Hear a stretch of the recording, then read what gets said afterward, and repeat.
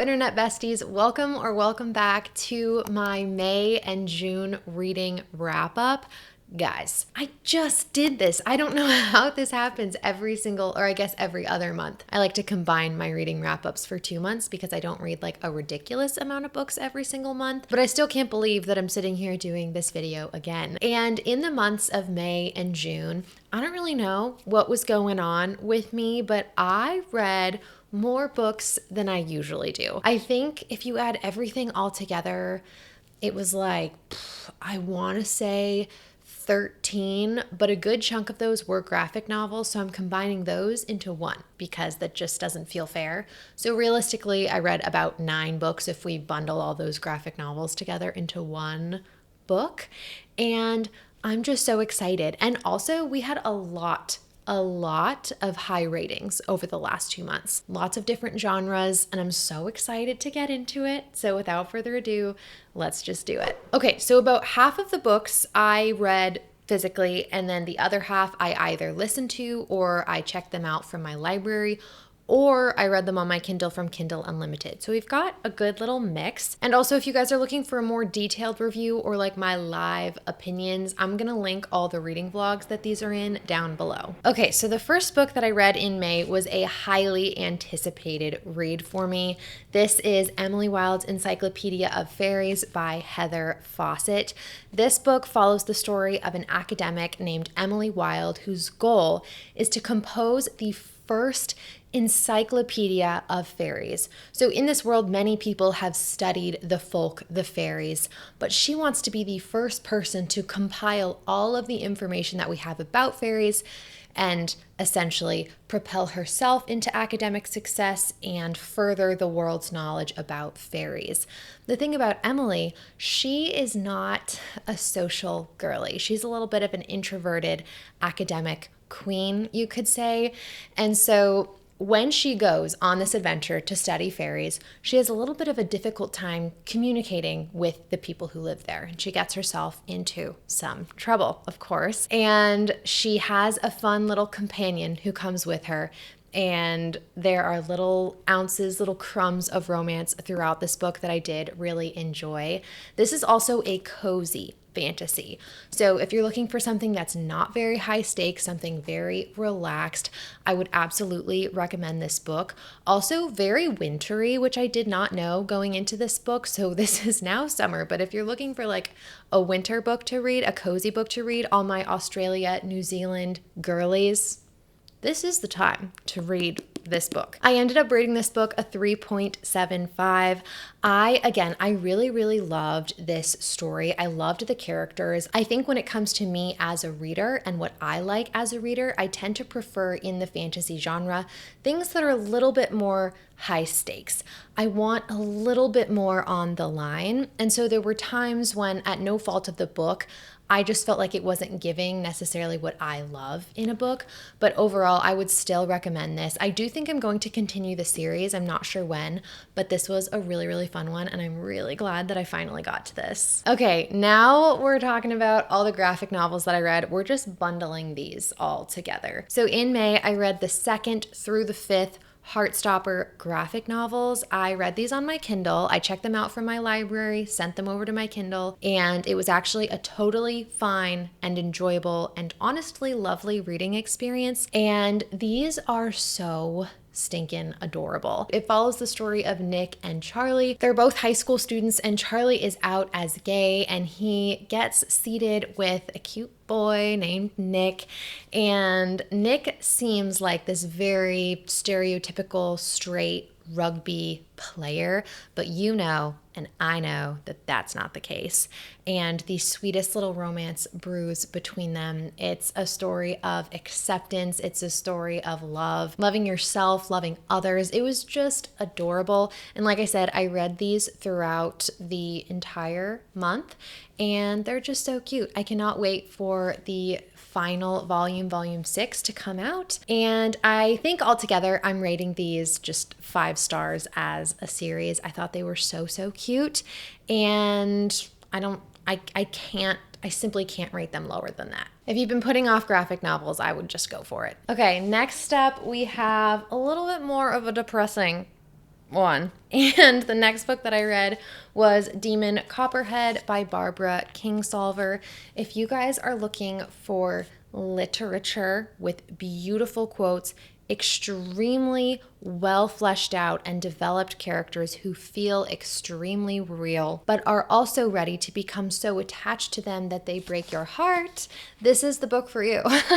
This is a David Copperfield retelling. It follows the story of a boy named Damon born into poverty in southern Appalachia.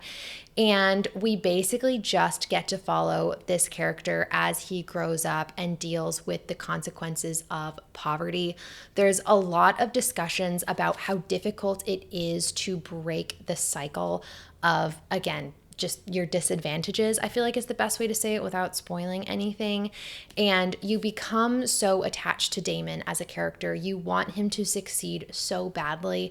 And you watch as all of these things that in many ways are out of his control just, send him on this path that's really, really difficult to read about. Definitely check trigger warnings before getting into this one because it is really, really sad. But again, there are quotes in this book that I just keep thinking about. Like, not even this book, quotes. This was so good, especially if you're into literary fiction. I am giving this a 4.5 star rating. It's only losing half a star because I feel like for me, when I rate a book, I am also considering my reading experience. And I know the point is to feel sad, but sometimes I just felt sad for so long.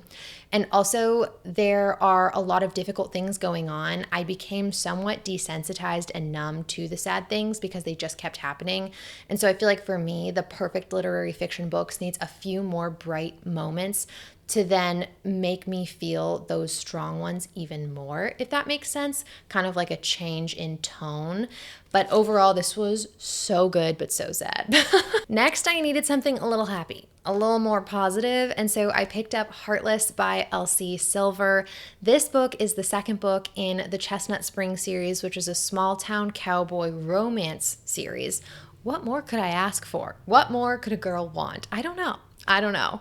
It follows the story of Cade and Willa. Cade is a single dad with a son named Luke, and he needs help. He needs a nanny to watch his son Luke while he works on the ranch. And so our female main character, Queen Willa, comes into the picture. There is a pretty big age gap trope in this book as well, and you follow their romance, their story. And because this is the second book in an interconnected standalone series, there's a lot of repeat characters. So you see a lot of the people from book one, and this continues throughout the series. This has been my favorite in the series so far. Definitely enjoyed it a lot more than the first book. I ended up rating it a 4.25 stars out of 5. Reason being, my reading experience of this book was through the roof so good. I loved it so much. There's something about Elsie Silver's books, I can't put them down. There is crack. Something is going on in these pages because I can't stop. I have to keep going. With that said, though, I find in Elsie Silver's writing, sometimes she's so direct, so straightforward, and people really love that because it makes her books really, really easy to get through. For me, sometimes that results in the characters being so perfectly in touch with their feelings. Characters will say things, they feel a certain way because it stemmed from XYZ. Whereas for me, I'm like, I want characters to have to do a little bit more work to become self-aware of how they're feeling and why they act a certain way. So I couldn't fully believe that these characters were real. However, I still loved it so much. It's a very small critique and why it is not a full 5 stars, but I loved it. This series is so good. Will still absolutely recommend, especially for summertime. Then I read my most anticipated release of 2024. Can't even believe I already read this book because I'm sad that now I don't have it to look forward to. And that is Funny Story by Emily Henry. I read this book on my Kindle. I didn't want to buy the hardcover because the rest of my books by her are paperback. And so I'm just going to wait until the paperback comes out so they all match.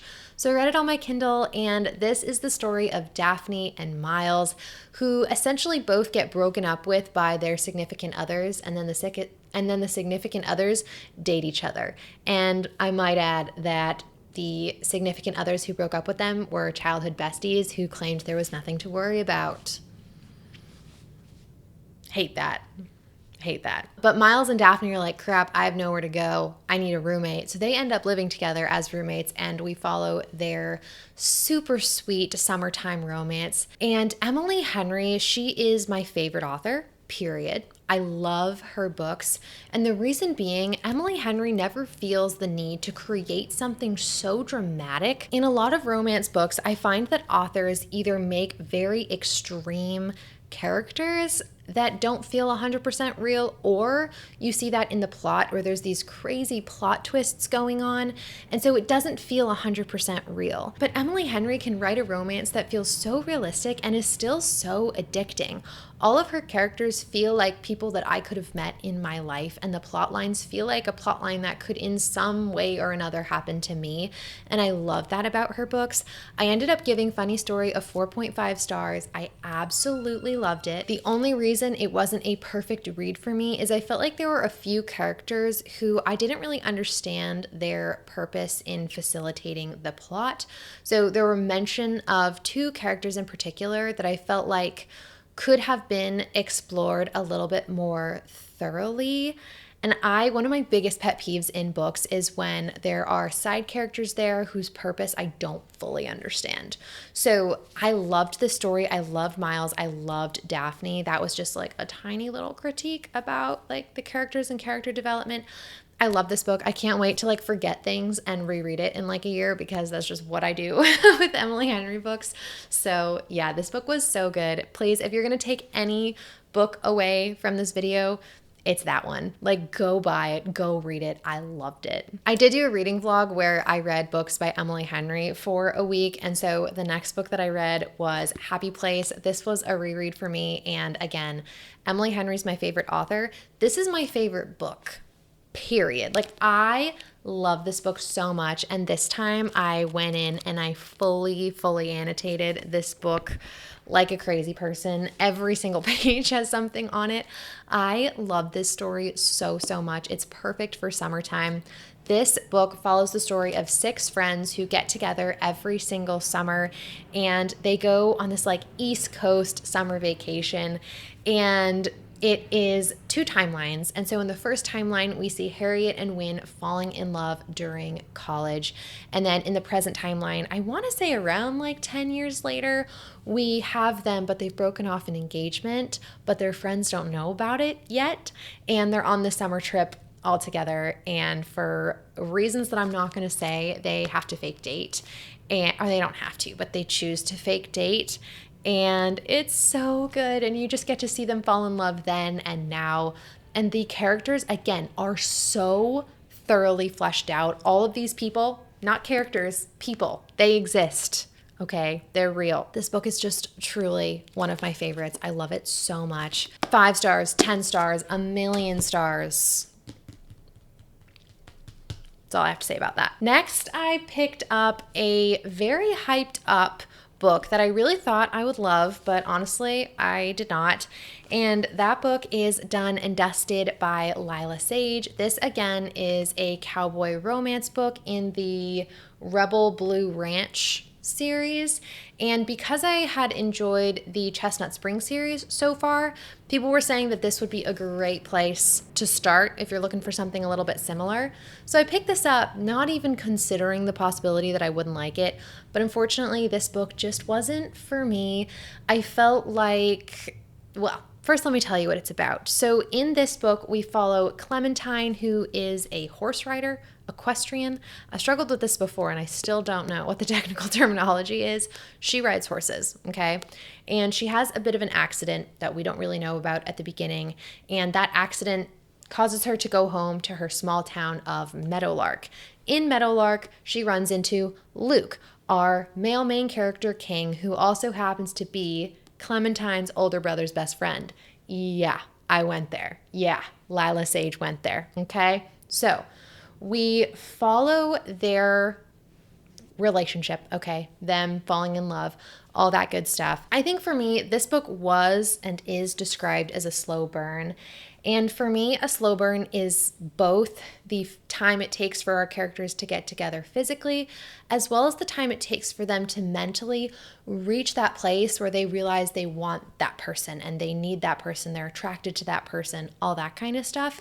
And so while the physical slow burn was there, the mental slow burn was not. Pretty much immediately, they wanted each other, and I think I just had a hard time getting past that. But I still think I'm the minority with this book. Like, if this is something that you're interested in, I would still recommend it. It just wasn't for me. I ended up rating this 2 stars, and I'm not planning to continue the series. Okay, then I continued with my cowboy romances. I'll go through this one a little bit quicker. Then I read Powerless by Elsie Silver. This is the 3rd book in the Chestnut Spring series, and I ended up giving this book a 3.5. This book follows Jasper and Sloane. Sloane is a ballerina, and Jasper is a professional hockey player. And Sloane and Jasper were friends as kids. They grew up over the summers primarily together, and you get glimpses of them when they were younger, which I really, really enjoyed. But in our present timeline, Sloane is engaged to someone else. All right, I know, we're spilling tea today. And Jasper is like, she is marrying the wrong guy. And it kind of just goes from there. And I really have to say the first 50% of the book I thought was really, really good. The second 50% kind of took a little bit of a turn for me. I didn't enjoy it as much as the first half of the book, mostly because I felt like a lot was revealed very, very early on. And so there was this like release of tension in the book that I felt like needed to be there for longer. I don't know if that makes sense. It's just like I felt like we learned too much about the characters too quickly. And so then I wasn't as invested in like their story or how it went. So I liked it. I really thought that that would be my favorite in the series, but it did not top Heartless, which again was so good. Loved that book. Yeah, but Powerless was still great. 3.5, really amazing. Still recommend this series and has been literally perfect for all my summertime romance vibes. Then, oh good, we're reaching the end. Then I picked up The False Prince by Jennifer A. Nielsen. I think I have a reading vlog coming out with this book in it. I'm pretty sure this video goes up first, so get ready for more thorough opinions on this book. But my friend Claire, she lent this book to me, and I don't know why. Mostly, I didn't put this off on purpose. It was more so just that my TBR wheel, which is how I pick my TBRs every single month, wasn't picking this book. And so the result of that was this was just sitting on my shelf for kind of a while. But my TBR wheel did end up choosing this in June. And so I read it, and this book was so fun. This might even, I keep saying YA, it might technically be middle grade. This is anyone, you could easily read this. This follows the story of an orphan named Sage, and Sage, he ends up getting bought by this rich guy. My camera just stopped recording. Don't know why, but basically what I was saying is this rich guy bought a bunch of other orphans too, and it turns out that he has this master plot, and that's all I'm gonna say. I feel like knowing less is the best thing for going into this book, because so much does get revealed to you as you go through it. And so the plot doesn't like become you don't fully understand the plot until you're like halfway through the book. And because of that, it was a little bit of a slow start for me. I really, though, by the end, felt very attached to Sage and the other orphans and characters in this story. There's also a pretty good plot twist, I might add. It crossed my mind, but I kind of forgot that I thought that plot twist might happen, and then it did happen, and I was like, whoa, things are getting crazy. I ended up giving this book 4 stars. I really, really enjoyed it, and I definitely want to continue the series. As I'm filming this, it is June 25th, so I still have a little under a week of reading left in the month, and I just want to show you guys what I'm currently reading. I'm not going to include this in the wrap-up, but I'm currently reading Queen of Shadows by Sarah J. Maas. This is going to be in a reading vlog, and I'm about halfway through, so I'm thinking I will likely finish this before the month ends, but it's not gonna my opinions won't make it into this video, but I thought you might just want to know what I'm up to and what I'm reading at the end of June. Okay, everybody, those were the 9/13 books, depending on how you count the 4 books in the Heartstopper series that I read in the months of May and June. I honestly, so many of the ratings that I had were very, very high, which is literally the dream. I feel like that does not happen that often. And before I let you go, I always do shout outs here on my channel. Community is like my favorite part of YouTube. I just absolutely love it. And you guys have been so sweet on all my videos. And so I just wanted to shout y'all out real quick. First up, I wanted to shout out Bestie at CleanSpring94. Literally, this comment made my entire day, week, month, year. Thank you so much for being here. I am so grateful for you. Next up, I wanted to shout out at Charlie Patterson 9956. Bestie, thank you so much. I seriously just try to be as authentic as I can in my videos. I don't know. I try to be as me as possible. I'm pretty similar to this in person. And I was sharing in this video that I was listening to a really, really long audiobook that I did not finish, actually. I'm still working my way through it. And Bestie was like, don't worry about it. It's going to be okay. It's actually great to read that book on audio. So thank you so much. And then lastly, I just wanted to shout out at Moonlight_enchantment, who said that they honestly love reading books so freaking much. And girl, same. Same. Thank you guys again so much for just being such sweet people, commenting on my videos, watching to the end, liking, subscribing. You know the vibes. So yeah, I think that's all from me. I'm going to edit this and get it up for you guys. I hope you're having a great day and a great reading month, and I will see you in the next one. Okay, you guys. Bye.